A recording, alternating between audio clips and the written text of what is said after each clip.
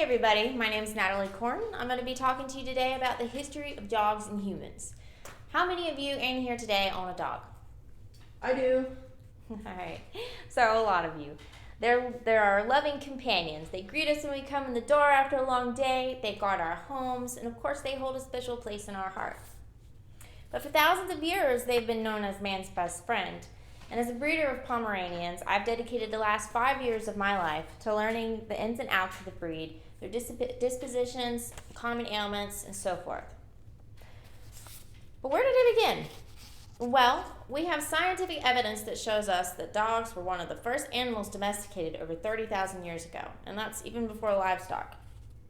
We started to domesticate the gray wolves. We provided them with food and shelter, and then they began imprinting on humans, and we kind of learned how to hunt from them too. As time evolved and more wolves were bred and domesticated, through evolution, environmental changes, we started to see the different breeds show through. These different breeds were trained and used for their specific abilities.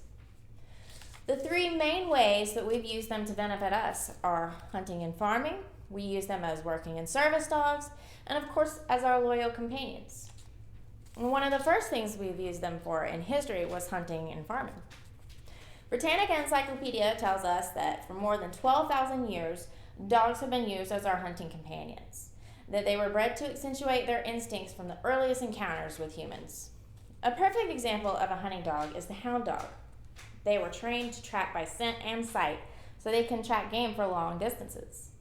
Another example that we use still to this day is farming dogs. Specific breeds like Australian Shepherds, Shelties, Border Collies, they're all well known to serve as guardians of sheep, goats, and cattle.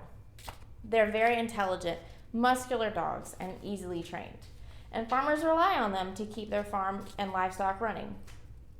In more recent times, though, we're starting to see dogs used for the military and certain criminal divisions of the FBI and local police departments. They use and train these dogs to find missing people, locate sources of drugs, and decomposing bodies. We use dogs like German Shepherds, Bloodhounds, Collies, and many other breeds for work in the criminal field. But we also see more and more dogs being used as service dogs for the blind or disabled, or even more recently as emotional support dogs. These dogs have proven to be very therapeutic, even being used in nursing homes and hospitals to help recover the sick and lift their spirits.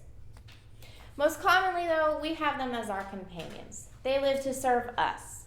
They help us through the toughest of times, and they would do anything for us, and we would do almost anything for them. Toy breeds are specifically known as companion dogs. Here's one right here. We have a ton of them. In an article from Psychology Today, it says that European art from the 19th century depicts dogs as cared-for members of the family and the household rather than possessions. Even Queen Elizabeth II regarded her corgis as members of the family. Ultimately, though, dogs have played such an important role in our lives and have helped us evolve as a race.